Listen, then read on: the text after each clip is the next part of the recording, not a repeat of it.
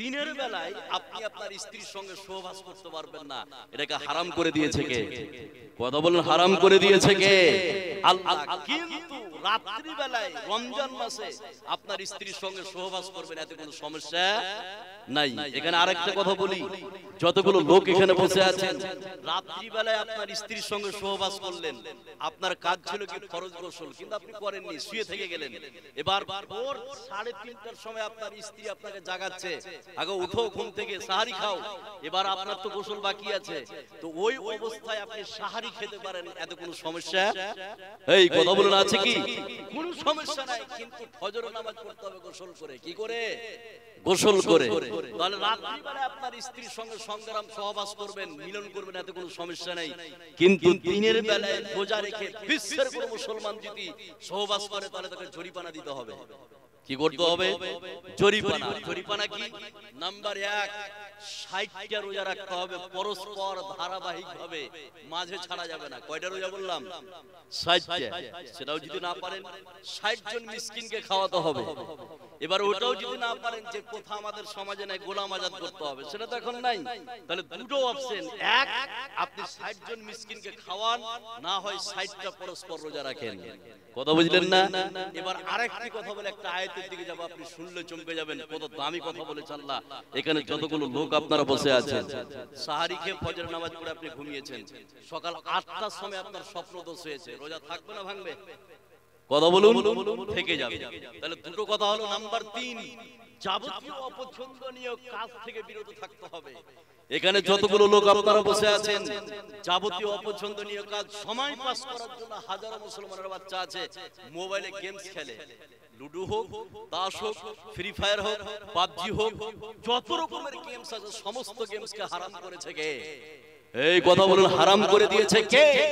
আল্লাহ। এবার এইগুলো অপছন্দনীয় কাজ, আপনি যদি এইগুলো কাজ করেন, তাহলে আপনার রোজা আছে না গেছে, এবার আপনি বিবেচনা করুন। এবার এখানে যতগুলো লোক আছেন, রোজা আল্লাহ পাক আমাদেরকে কেন দিলেন? একটা না খাওয়া ইবাদত। এই না খাওয়া ইবাদত নয়। আপনার পেটে যদি খিদা লাগে, আপনি খেতে পারবেন না। আপনাকে যদি তেষ্টা পায়, আপনি পানি নিতে পারবেন না। হালাল স্ত্রী যাকে আপনি মোহর দিয়ে বিবাহ করেছেন, দিনের বেলায় তার সঙ্গে সংগ্রাম করা যাবে না। একটা আশ্চর্য ধরনের ইবাদত। আমরা যদি আল্লাহ পাককে বলি, আল্লাহ তুমি রোজাটা কেন দিলে? অন্যতে ইবাদত দিতে পারতেন। আল্লাহ বলছেন, শুনলে তোদের একটা কোয়ালিটি তৈরি করার জন্য রমজান মাসে রোজা দিয়েছি। সুবহানাল্লাহ বলবেন না? একটা কোয়ালিটি, একটা কোয়ালিটি। সে কোয়ালিটিটা কি? দেখুন, এই কোয়ালিটি অন্য মাসে আপনি তৈরি করতে পারবেন, কিন্তু প্রচুর পরিশ্রম করতে হবে। কথা বুঝলেন না? কিন্তু রমজান মাসে কেউ যদি দুইটা জিনিসকে কেন্দ্র করে রোজা রাখে, ওই কোয়ালিটি অটোমেটিক তৈরি করে দিবে কে? আল্লাহ। সে কোয়ালিটিটা কি? দেখুন কত বড় কোয়ালিটি, যে কোয়ালিটির নাম হচ্ছে মুত্তাকি। এবার আয়াতটা বলছি, একটু খেয়াল করুন। আল্লাহ পাক রমজান মাসের রোজাটা কেন দিয়েছে, আয়াতটা বললে বুঝতে পারবেন, খালি একটু ধ্যান দেন। আল্লাহ রাব্বুল আলামিন বলেন, ইয়া আইয়ুহাল্লাযীনা আমানু কুতিবা আলাইকুমুস সিয়াম কামা কুতিবা আলাল্লাযীনা মিন ক্বাবলিকুম লাআল্লাকুম তাত্তাকুন। আল্লাহ রাব্বুল আলামিন বলেন, শুনে নাও হে বিশ্বাসী, তোমরা শুনে নাও, আমি আল্লাহ রাব্বুল আলামিন তোমাদের উপর রোজাকে ফরজ করলাম, যেমন করে তোমাদের পূর্বে যারা পৃথিবীতে এসেছিল তাদের উপর আমি রোজাকে ফরজ করেছিলাম, অনুরূপ ভাবে তোমাদের উপর রোজাকে ফরজ করেছি। জোরে বলুন সুবহানাল্লাহ। বিশ্বের মুসলমান যদি আল্লাহ রাব্বুল আলামিনকে বলেন, হে রাব্বুল আলামিন আপনি রোজাকে কেন ফরজ করলেন? আল্লাহ পাক বলেন, শুনে নাও, লাআল্লাকুম তাত্তাকুন, লাআল্লাকুম তাত্তাকুন, লাআল্লাকুম তাত্তাকুন, যাতে করে তোমরা মুত্তাকি হতে পারো। মুত্তাকি বানার জন্য আল্লাহ পাক রমজান মাসের রোজাকে দিয়ে দিয়েছেন। জোরে বলুন সুবহানাল্লাহ। একটা কোয়ালিটি কি আছে?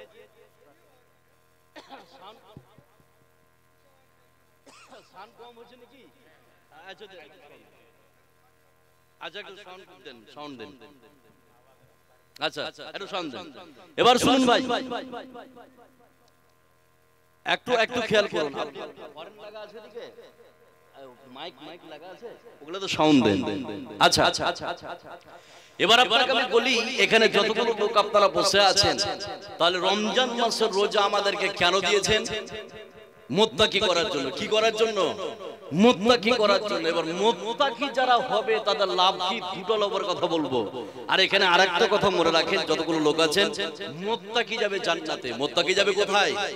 জান্নাতে। সার্টিফিকেট দেওয়া হয়েছে, আয়াতটা পরে বলছি। তাহলে রমজান মাস দিয়েছে আল্লাহ পাক মুত্তাকি করার জন্য। এবার এই রমজান মাসের রোজা গুরুত্ব কি আছে, কয়েকটা গুরুত্বের কথা বলছি, খালি একটু ধ্যান দেন, একটু মনোযোগ দেন, তাহলে বুঝতে পারবেন। এই বিরক্ত হচ্ছেন আপনারা? বিরক্ত হচ্ছেন কি? হচ্ছেন না। এবার রোজার কি গুরুত্ব আছে? নাম্বার 1, রোজার এক গুরুত্ব। সেটা কি? কত বড় গুরুত্ব? যারা রমজান মাসের রোজা পালন করেছে, আপনারা শুনলে খুশি হবেন। যতগুলো লোক আছেন, রোজার 1 নম্বর গুরুত্ব। এখানে একটা অ্যাডিশনাল কথা বলি, জান্নাতের স্তর হচ্ছে 8টি। কয়টি বললাম? কয়টি? 8টি। আর জাহান্নামের স্তর হচ্ছে কয়টি? 7টি। এবার এখানে যতগুলো লোক আছেন, জান্নাতের একটি গেটের নাম হচ্ছে রায়্যান। কি বললাম? রায়্যান। এই রায়্যান দরজা দিয়ে শুধুমাত্র কেবলমাত্র রোজাদারেরা জান্নাতে প্রবেশ করবে। সুবহানাল্লাহ বলবেন না? তাহলে রোজাদারের জন্য খাস করা হয়েছে একটা দরজা, যে দরজার নাম হচ্ছে রায়্যান। যে দরজার নাম কি? রায়্যান। এবার হাদিসটা কমপ্লিট বলছি, একটু মনোযোগ দেন যারা রমজান মাস রোজা কষ্ট করে রেখেছেন। আমার নবী, আপনার নবী, সারা বিশ্বের নবী জনাবে মুহাম্মদুর রাসূলুল্লাহ সাল্লাল্লাহু আলাইহি সাল্লাম বলেন, শুনে নাও, জান্নাতের একটি দরজার নাম হচ্ছে রায়্যান। এই রায়্যান দরজাটা আল্লাহ রাব্বুল আলামিন রোজাদারের জন্য খাস করে দিয়েছেন। পৃথিবীতে যারা রোজা রেখেছিল, ও রায়্যান দরজা দিয়ে জান্নাতের মধ্যে প্রবেশ করবে। জোরে বলুন সুবহানাল্লাহ। ওই রায়্যান দরজা দিয়ে বিশ্বে পৃথিবীতে যারা নামাজ পড়েছিল তারা ঢুকতে পাবে না। ও রায়্যান দরজা দিয়ে বিশ্বে পৃথিবীতে যারা হজ করেছিল তারা ঢুকতে পাবে না। ও রায়্যান দরজা দিয়ে বিশ্বে পৃথিবীতে যারা যাকাত দিয়েছিল তারা ঢুকতে পাবে না। শুধুমাত্র কেবলমাত্র রোজাদারের জন্য ও রায়্যান দরজাটাকে আল্লাহ রাব্বুল আলামিন খাস করে দিয়েছেন। সুবহানাল্লাহ। এক নম্বর গুরুত্ব। কি ব্যাপার, জালসা শেষ করে চলে গেলেন আপনারা? ও জাননি। নাম্বার 2, এবার এখানে যতগুলো লোক আপনারা বসে আছেন, রোজার 2 নম্বর গুরুত্ব। সব কিছু বলে যান, কিন্তু হাদিসটা মনে রাখুন, কত দামি হাদিস বলছি। যতগুলো লোক আপনারা বসে আছেন, রোজার 2 নম্বর গুরুত্ব। একটা অ্যাডিশনাল কথা বলি আপনাদের, এখানে যতগুলো লোক আছেন, অ্যাডিশনাল কথা কি? কোরআনে যতগুলো ইবাদত আছে, খেয়াল করুন, যতগুলো ইবাদত আছে, ওই ইবাদত করে যা নেকি আপনি পাবেন, এই নেকিটা লিপিবদ্ধ করে লিখে ফেরেশতা। কে বললাম? ফেরেশতা। একজন ব্যক্তি নামাজ পড়েছে, আল্লাহ ফেরেশতাকে বলবে, ও নামাজ পড়েছে, তুমি নামাজের নেকিটা লিখে নাও। একজন ব্যক্তি 4 লাখ টাকা খরচ করে হজ করেছে, ফেরেশতাকে বলা হবে, ওই ব্যক্তি হজ করেছে, তুমি হজের নেকিটা লিখে নাও। একজন ব্যক্তি যাকাত দিয়েছে, ফেরেশতাকে বলা হবে, ওই ব্যক্তি যাকাত দিয়েছে, তুমি যাকাতের নেকিটা লিখে নাও। তাহলে বুঝলাম কি, পৃথিবীতে যতগুলো ইবাদত আছে, প্রত্যেকটা ইবাদতের নেকি দায় কে? এই একটু কথা বলুন, দায় কে? ফেরেশতা। লিখে কে? ফেরেশতা। কিন্তু একটা ইবাদত আছে, একটা ইবাদত আছে, যে ইবাদতের নাম হচ্ছে রোজা। যে ইবাদতের নাম কি? রোজা। রোজার পুরস্কার বিশ্বের কোন ফেরেশতা দেয় না, স্বয়ং আল্লাহ নিজ হাতে দিয়ে দেয়। সুবহানাল্লাহ বলবেন না? নামাজের মতো একটা গুরুত্বপূর্ণ ইবাদত, এই ইবাদতের নেকি ফেরেশতা দেয়। কে দেয়? ফেরেশতা দেয়। কিন্তু রোজা, আল্লাহ এই রোজার পুরস্কার স্বয়ং নিজ হাতে দিয়ে দেয়। একটু সুবহানাল্লাহ বলবেন না? এবার হাদিসটা কমপ্লিট বলছি, একটু ধ্যান দেন, একটু মনোযোগ দেন, তাহলে বুঝতে পারবেন। একটু খেয়াল করুন। আমার নবী, আপনার নবী সারা বিশ্বের নবী জনাবে মুহাম্মদুর রাসূলুল্লাহ সাল্লাল্লাহু আলাইহি সাল্লাম বলেন, এই পৃথিবীতে কোনো মানুষ যদি নামাজ পড়ে ফেরেশতাকে বলা হবে, ও ফেরেশতা, ওই ব্যক্তি নামাজ পড়েছে, নামাজের নেকিটা লিখে নাও। এই পৃথিবীতে কোনো মানুষ যদি হজ করে ফেরেশতাকে বলা হবে, ও ফেরেশতা, ওই ব্যক্তি হজ করেছে, হজের নেকিটা তুমি লিখে নাও। কিন্তু বিশ্বনবী বলছেন আস-সাওমু লি, আল্লাহ বলছেন রোজা হচ্ছে আমার জন্য, আর এই রোজার পুরস্কার আমি দিয়ে দিই। বিশ্বের কোনো ফেরেশতা নাই, আমি আল্লাহ রাব্বুল আলামিন রোজার পুরস্কার নিজ হাতে ঘোষণা করে দিই। জোরে বলুন সুবহানাল্লাহ। কি গুরুত্ব রেখেছে রোজাদারের জন্য। নাম্বার 3, খুব ভালো করে বুঝুন, ক্লাসের মতো করে বুঝুন। 3 নম্বর গুরুত্ব, সেটা কি? এই এই এই হিলান দে, ওখানে কেন কথা বলছো তোমরা? আর তুমি খুব মাস্তান হয়েছো না, হিলান দিয়ে সিধে তুমি মাস্তান হয়েছো। এবার শুনুন ভাই, একটু খেয়াল করুন। নাম্বার 3, ভালো করে শুনুন, রোজার 3 নম্বর গুরুত্ব, সেটা কি? আপনার স্ত্রী যদি এসে না থাকে কালকে বলবেন, আপনার বউ যদি না এসে থাকে কালকে বলবেন, আপনার মা যদি এসে না থাকে কালকে বলবেন, আপনার যদি বেটি এসে না থাকে কালকে বলবেন। রোজার 3 নম্বর গুরুত্ব কি? কোন মহিলার ভিতরে যদি 4টি গুণ থাকে, কয়টি বললাম? 4টি। তাহলে ওই মহিলার জন্য জান্নাতের 8টি দরজাকে খুলে দিবে কে? কথা বলুন আল্লাহ। তার মধ্যে 4টি গুণের মধ্যে একটা গুণ থাকবে রোজা। একটা গুণ থাকবে কি? রোজা। সুবহানাল্লাহ বলবেন না?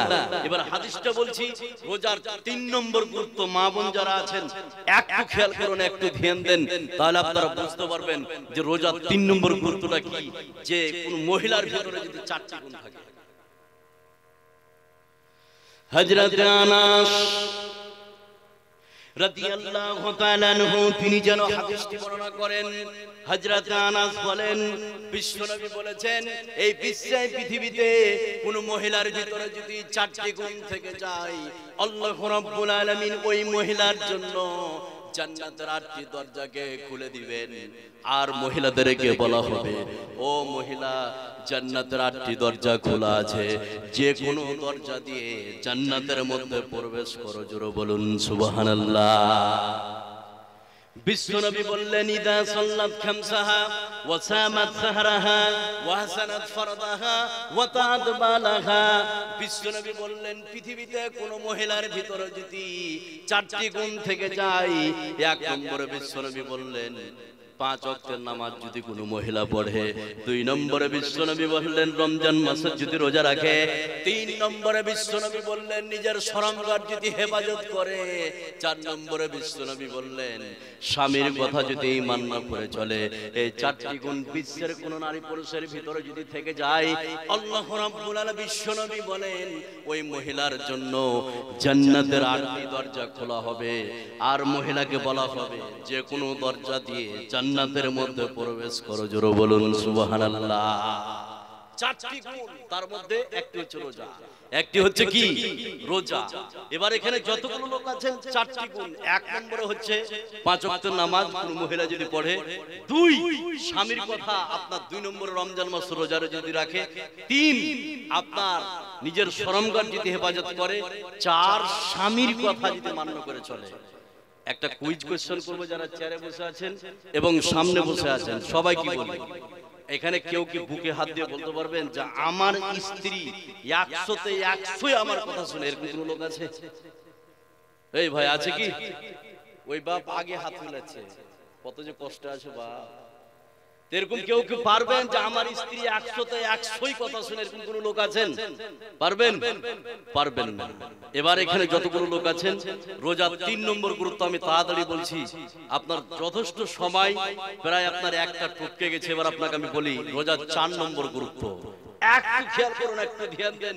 যতগুলো লোক আপনারা বসে আছেন একটু ধ্যান দিলে বুঝতে পারবেন রোজার 4 নম্বর গুরুত্ব কি। একটা অ্যাডিশনাল কথা বলি, এখানে 2 জন ব্যক্তি বসে আছেন, এখানে আপনারা একটু খেয়াল করুন 4 নম্বর গুরুত্ব। কোরআনে কারীমের মধ্যে যতগুলো ইবাদতের কথা বলা হয়েছে, কোন ইবাদত রোজার মতো ডিটেইলস আলোচনা করা হয়নি। সুবহানাল্লাহ বলবেন না? সেটা কেমন আপনাকে বললে বুঝতে পারবেন। কোরআনে কারীমের মধ্যে বলা আছে নামাজ পড়ো, আপনার জোহরের কত রিকাত কোরআনে বলা আছে? এই কথা বলুন, বলা আছে কি? নাই।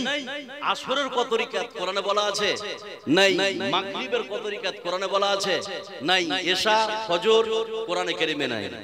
যাকাত দিতে হবে এটা কোরআনে বলে দেওয়া হয়েছে। কতটি ধান হলে কতটা যাকাত দিতে হবে, কতটা গম হলে কতটা যাকাত দিতে হবে, কতটা আপনার ভুট্টা হলে কতটা যাকাত দিতে হবে কোরআনে আছে? নাই। আপনার হজ করতে হবে কোরআনে বলে দেওয়া হয়েছে, কিন্তু উকুফে আরাফা, সাফা মারওয়া সাই ইত্যাদি ইত্যাদি আরো যে আরকাম আহকাম গুলো আছে কোরআনে কারীমে আছে কি? নাই। এগুলো আমরা পেয়েছি কোথায়? হাদিস থেকে। কি থেকে? হাদিস থেকে। কিন্তু একটা ইবাদত, একটা ইবাদত, একটা ইবাদত, যে ইবাদতটাকে আল্লাহ পাক অন্যান্য ইবাদতের তুলনায় ডিটেইলস ভাবে আলোচনা করেছে, যে ইবাদতের নাম হচ্ছে রোজা। সুবহানাল্লাহ বলবেন না? এবার কমপ্লিট কথাটা বলছি, একটু ধ্যান দেন। রোজার কত গুরুত্ব আছে, 4 নম্বর গুরুত্ব, একটু মনোযোগ দিলে আপনারা বুঝতে পারবেন, একটু খেয়াল করুন। এই বিশ্বে, এই পৃথিবীতে কোন মানুষ যদি নামাজ পড়ে, এই কোরআনে কারীমের মধ্যে বলা আছে নামাজ পড়ো, কিন্তু জোহরের কত রিকাত কোরআনে কারীমের মধ্যে আপনি খুঁজে পাবেন না। কোরআনে কারীমের মধ্যে বলা আছে তোমরা যাকাত দাও, কতটা ধান হলে কতটা যাকাত দিবে কোরআনে কারীমের মধ্যে বলা নাই। কিন্তু এই বিশ্বে, এই পৃথিবীতে একটা ইবাদত আছে, যে ইবাদতের নাম হচ্ছে রোজা। আল্লাহ রাব্বুল আলামিন অন্যান্য ইবাদতের তুলনায় রোজাটাকে ডিটেইলস ভাবে আলোচনা করেছে। জোরে বলুন সুবহানাল্লাহ। এই বিশ্বে, এই পৃথিবীতে আপনার স্ত্রী যদি মেন্স চালু থাকে, রোজার অবস্থা কি কোরআনে বলা আছে? আপনি যদি সফরে থাকেন, রোজার অবস্থা কি কোরআনে বলা আছে? আপনার স্ত্রী যদি বাচ্চা প্রসব করে, রোজার অবস্থা কি কোরআনে কারীমের মধ্যে বলা আছে? আপনি যদি অসুস্থ থাকেন, রোজার অবস্থা কি কোরআনে কারীমের মধ্যে বলা আছে? রোজার মতো অন্য কোন ইবাদত ডিটেইলস ভাবে আল্লাহ পাক আলোচনা করে নাই। জোরে বলুন সুবহানাল্লাহ। তাহলে কি গুরুত্ব আল্লাহ পাক রেখে দিয়েছে? এই আপনারা বিরক্ত হচ্ছেন? হচ্ছেন না তো? নাম্বার 5, তাহলে একটু খেয়াল করুন, তাহলে বুঝতে পারবেন রোজার 5 নম্বর গুরুত্ব। সেটা কি? এখানে যতগুলো লোক আপনারা বসে আছেন, রোজার 5 নম্বর গুরুত্ব যারা রেখেছেন, কিয়ামত যেদিন অনুষ্ঠিত হবে, ওই কিয়ামতের ময়দানে দুইটা এমন জিনিস আছে যে আপনার পক্ষ নিয়ে কথা বলবে। সুবহানাল্লাহ বলবেন না? দুইটা জিনিস যা আপনার পক্ষ নিয়ে কথা বলবে। নাম্বার 1, কিয়ামতের ময়দানে একটা জিনিস আপনার পক্ষ নিয়ে কথা বলবে, সেটা হচ্ছে কোরআনে কারীম। আল্লাহ পাককে বলবেন, হে রব্বুল আলামিন, কিয়ামতের ময়দানে সে বলবে, কোরআন যে পৃথিবীতে আমাকে কষ্ট করে পড়েছিল, মুখস্থ করেছিল, তুমি তাকে জান্নাতে দিয়ে দাও। আর একটা জিনিস আপনার পক্ষ নিয়ে কথা বলবে, সেটা হচ্ছে রোজা। সেটা হচ্ছে কি? রোজা। কিয়ামতের ময়দানে আল্লাহ পাককে বলবেন, হে রব্বুল আলামিন, আমাকে কষ্ট করে পালন করেছিল, তুমি একে জান্নাতে দিয়ে দাও। সুবহানাল্লাহ বলবেন না? এবার এখানে যতগুলো লোক আপনারা বসে আছেন, খালি একটু ধ্যান দেন, একটা ভয়ঙ্কর হাদিস বলছি। যতগুলো কথা আমি পিছনে বললাম সব ভুলে যান, কিন্তু হাদিসটা মনে রাখতে হবে। একটু ধ্যান দেন, এখানে যতগুলো লোক আছেন, একটা অ্যাডিশনাল কথা বলি, তাহলে আপনারা হাদিসটা বুঝতে পারবেন। একটু মনোযোগ দেন, একটু ধ্যান দেন, তাহলে আপনারা বুঝতে পারবেন। সেটা কি? হাজারো মুসলমানের বাচ্চা আছে রমজান মাসের সুস্থ শরীরে রোজা রাখে না, আছে না নাই? এই কথা বলে না, আছে না নাই? অনেক মুসলমান আপনি পাবেন সুস্থ শরীরে রোজা রাখে না। আমি আজকে বলে যাই, এখানে যতগুলো লোক আছেন, চায়ের দোকানে বসে গল্প করে, বিভিন্ন জায়গায় বসে গল্প করে, শরীর খারাপ, গ্যাস, আর কিছু, অথচ কিচ্ছু নাই। আমি চ্যালেঞ্জ করে বলে যাচ্ছি, আপনি যদি ইসলামের সঙ্গে, রোজার সঙ্গে, আল্লাহর সঙ্গে ধোঁকাবাজি করে, কিয়ামত পর্যন্ত আপনার অসুখ ভালো হবে না। কথা বুঝলেন না? এবার আমি বলছি যে যারা সুস্থ শরীরে রোজা রাখে না, তাদের শাস্তি কি? আরেকটা কথা বলি, যারা সাহারি খেয়ে দিনের বেলায় ইফতার করে দিয়েছে, হয় বেড়ির তাড়নায় হোক বা আর কিছুর কারণে সাহারি খেয়ে দিনের বেলায় ইফতার করে দিয়েছে, তাহলে তাদের একটা শাস্তির কথা হাদিসে বলা হয়েছে। তো যারা সাহারি খেয়ে দিনের বেলা ইফতার করেছে তাদের যদি এই শাস্তি হয়, যারা সুস্থ শরীরে রোজা রাখে না তাদের শাস্তিটা কত কঠিন একটা হাদিস থেকে আপনি বুঝতে পারবেন, যে হাদিসটা আলবানী সহি বলেছে। এবার হাদিসটা শুনুন, শুনলে অবাক হয়ে যাবেন। মা বোন আপনারাও খেয়াল করুন। এবার মা বোন সাহারি খেয়েছে ঠিক, কিন্তু দিনের বেলায় তার মেন্স শুরু হয়ে গেছে, রোজা থাকবে না ভাঙবে? কথা বলুন। ভেঙে দিবে, কাজা করবে, অন্য কোনো মাসে করবে। কিন্তু পুরুষ তার কোনো সমস্যা নাই, রোজা করেছিল, খিদে লেগেছে বা নিশা বেড়ির তাড়নায় তামুকের তাড়নায় দিনের বেলা ইফতার করে ফেলেছে, তাদের যদি এই শাস্তি হয়, যারা সুস্থ শরীরে রোজা রাখে না তাদের শাস্তিটা কত কঠিন। এবার হাদিসটা বলছি, একটু ধ্যান দেন, একটু মনোযোগ দেন। যতগুলো লোক আছেন বললে আপনি অবাক হয়ে যাবেন, তাহলে হাদিসটা শুনুন। আমার নবী, আপনার নবী, সারা বিশ্বের নবী জনাব মুহাম্মদুর রাসূলুল্লাহ সাল্লাল্লাহু আলাইহি সাল্লাম বলেন, শুনে নাও। বিশ্ব নবী বললেন, আমি একদিন রাতে শুয়ে আছি, নবীজি বলছেন, স্বপ্নের মাধ্যমে দেখলাম, রাইতুল লাইলাতা রাজুলাইনে আতায়ানে। বিশ্ব নবী বললেন, আমার কাছে দুইজন যুবক আসলো। আসার পরে বিশ্ব নবীকে ঘুম থেকে তুলে নিলেন। তুলে নেওয়ার পরে দুইজন যুবক বিশ্বনবীর দুই বাহু ধরে বিশ্বনবীকে নিয়ে যেতে শুরু করলেন। সুবহানাল্লাহ। বিশ্বনবী বললেন, আমি যেতে শুরু করলাম। যেতে যেতে যেতে যেতে যেতে যেতে এমন একটি জায়গায় পৌঁছলাম। বিশ্বনবী বললেন, দেখলাম সেখানে একটা বৃহৎ পাহাড়, একটা দুর্গম পাহাড়ের কাছে বিশ্বনবীকে দাঁড় করালেন। দাঁড় করার পরে নবীজিকে বলছেন, ইয়া রাসূলুল্লাহ, এই পাহাড়ের উপরে আপনি উঠে পড়ুন। বিশ্বনবী বললেন, এত বড় বিশাল পাহাড়, এত বড় দুর্গম পাহাড় কি করে আমি উঠব? সঙ্গী সাথী বিশ্বনবীকে সাহায্য করে পাহাড়ের উপরে উঠিয়ে দিলেন। সুবহানাল্লাহ। কি হয়েছে? এবার শুনুন, বিশ্বনবী যখন পাহাড়ের উপরে উঠলেন, উঠার সঙ্গে সঙ্গে বিশ্বনবী ভয়ঙ্কর কান্নার শব্দ শুনতে পেলেন। বিশ্বনবী সঙ্গী সাথীকে বললেন, ও সঙ্গী সাথী, আমি যে কান্নার আওয়াজ শুনতে পাচ্ছি, এই কান্নার আওয়াজ কাদের? সঙ্গী সাথী বিশ্বনবীকে বললেন, ইয়া রাসূলুল্লাহ, ওগো আল্লাহর নবী, ওগো দয়ার নবী, এটা হচ্ছে জাহান্নামীদের কান্নার শব্দ, জাহান্নামীদেরকে পিটানো হচ্ছে। সঙ্গী সাথী বিশ্বনবীকে বললেন, ইয়া রাসূলুল্লাহ, পাহাড়ের উপর দিয়ে আপনি সামন দিকে চলতে থাকুন। সুবহানাল্লাহ। বিশ্বনবী বললেন, আমি চলতে শুরু করলাম। যেতে যেতে যেতে যেতে যেতে যেতে এমন একটি জায়গায় পৌঁছলাম, দেখলাম কিছু লোককে উল্টা করে বাঁধা আছে, পাগুলি উপরে আর মাথাগুলি নিচে, আর তার দুটি গাল ফাঁকে ফাড়া আছে, আর ওই গাল দিয়ে রক্ত ঝরছে। বিশ্বনবীর সঙ্গী সাথীকে বললেন, ও সঙ্গী সাথী, লোকগুলোকে উল্টা করে বাঁধা আছে আর মাথাটা নিচু, আর তার দুটি গাল ফাঁকে ফাড়া আছে, আল্লাহ পাক কেন এরকম শাস্তি দিচ্ছে? সঙ্গী সাথী বিশ্বনবীকে বললেন, ইয়া রাসূলুল্লাহ, এরা হচ্ছে সেই সব লোক যারা দিনের বেলায় ইফতার করেছিল, আল্লাহ রাব্বুল আলামিন তাদের জন্য এই শাস্তির ব্যবস্থা করেছে। জোরে বলুন নাউযুবিল্লাহ। এবার আপনি বলুন, যারা রমজান মাসে রোজা রেখে দিনের বেলা ইফতার করেছে তাদের যদি এই শাস্তি হয়, যারা আপনার এই বিনা প্রয়োজনে কোনো সমস্যা নাই, তারা সুস্থ শরীরে রোজা রাখেনি, তাদের শাস্তিটা কত কঠোর কঠিন হতে পারে আপনি শুনলে অবাক হয়ে যাবেন। এই হাদিসটার মাধ্যমে আপনি অনুমান করতে পারবেন।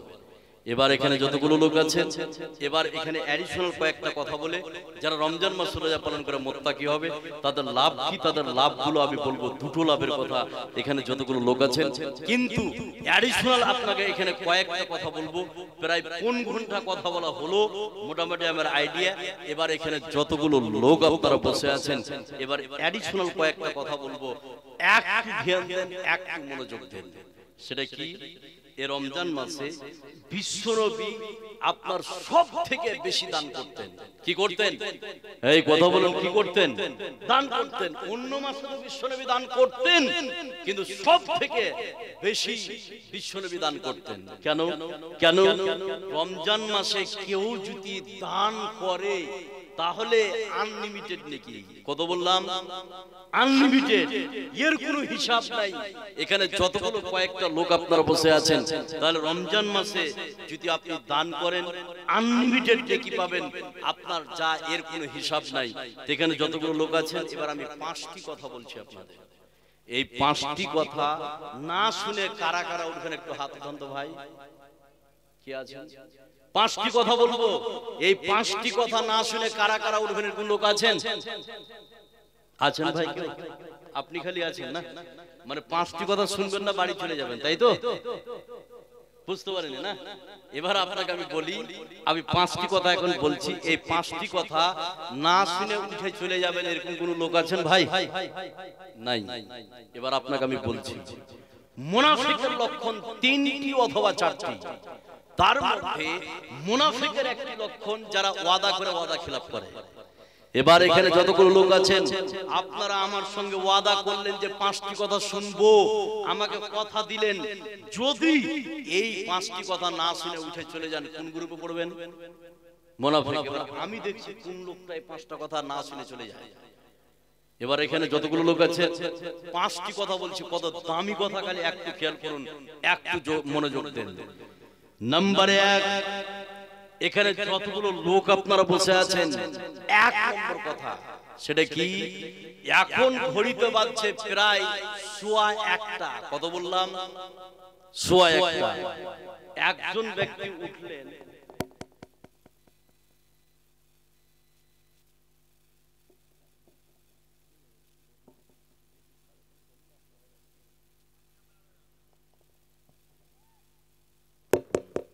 এবার শুনুন আমি যেটা বলছি।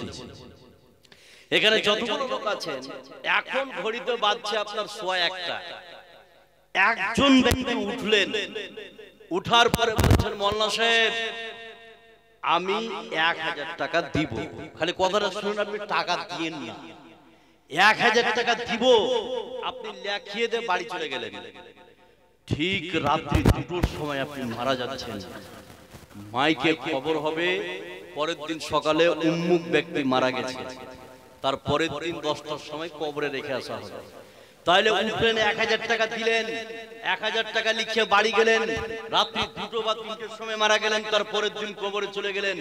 আমি চ্যালেঞ্জ করে বলে যাচ্ছি, এই জায়গায় এখানে যতগুলো লোক আছেন, যতদিন মসজিদ থাকবে, যতদিন মাদ্রাসা থাকবে, ওই 1000 টাকার বিনিময়ে আপনি কবরে শুয়ে শুয়ে শুয়ে শুয়ে ফ্রিতে নেকি পাবেন। সুবহানাল্লাহ বলবেন না? তাহলে এর থেকে বড় অফার আর হয় না আপনার জীবনে। এখানে যতগুলো লোক আছেন, মাদ্রাসা যদি 100 বছর থাকে, 1000 টাকা যদি কবরে চলে যান, 1000 বছর ধরে আর 100 বছর ধরে আপনি কবরে শুয়ে শুয়ে ফ্রিতে নেকি পাবেন, সাদকায়ে জারিয়া।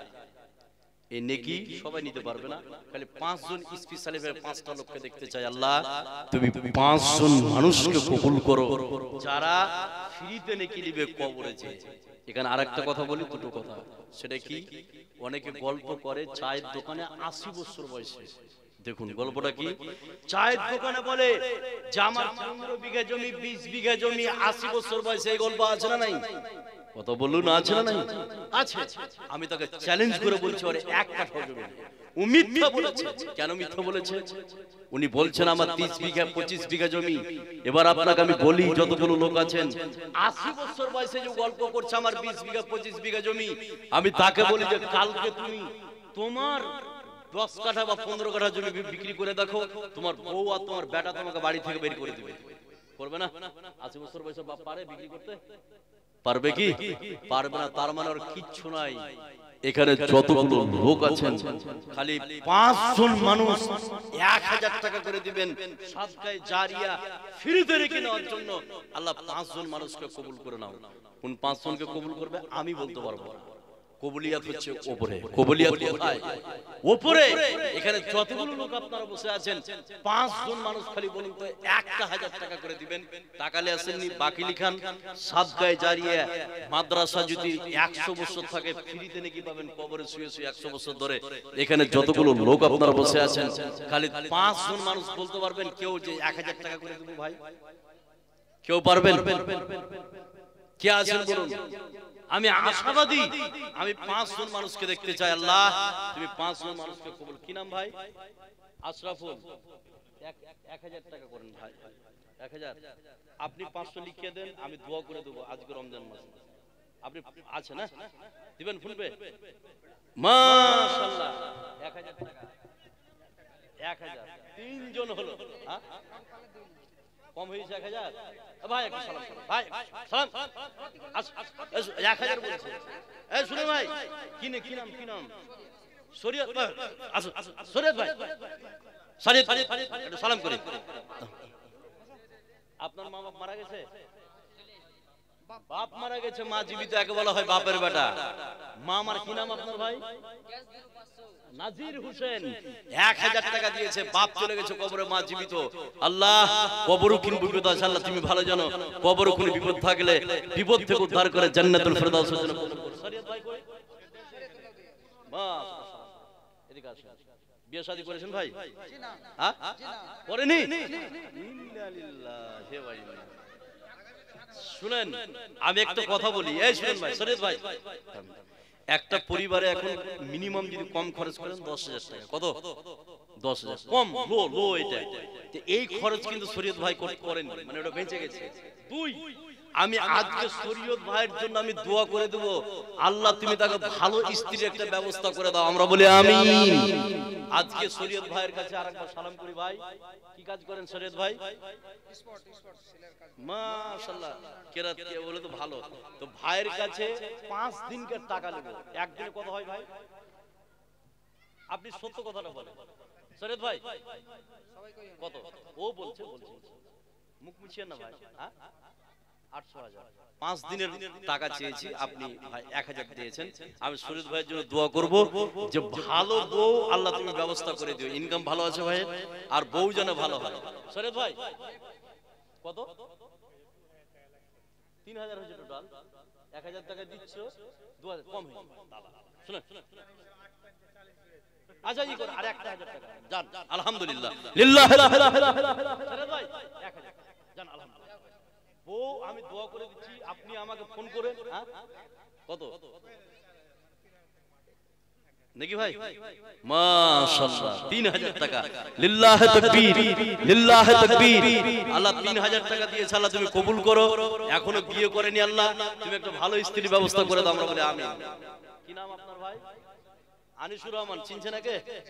হ্যাঁ আচ্ছা, শরীয়তুল্লাহর আব্বা আনিসুর রহমান। কি কাজ করেন ভাই? রাজমিস্ত্রির কাজ করে, বিল্ডিং। কোথায়? বাইরে? থামেন। আপনি কি করেন? ওই 7 দিনকার ভাই, খালি আপনি 365 দিন, তো আপনি 361 দিনের টাকা নিলেন, আর আল্লাহর রাস্তায় 4 দিনকার টাকা দেন, শরীর ভালো থাকবে। জান আলহামদুলিল্লাহ।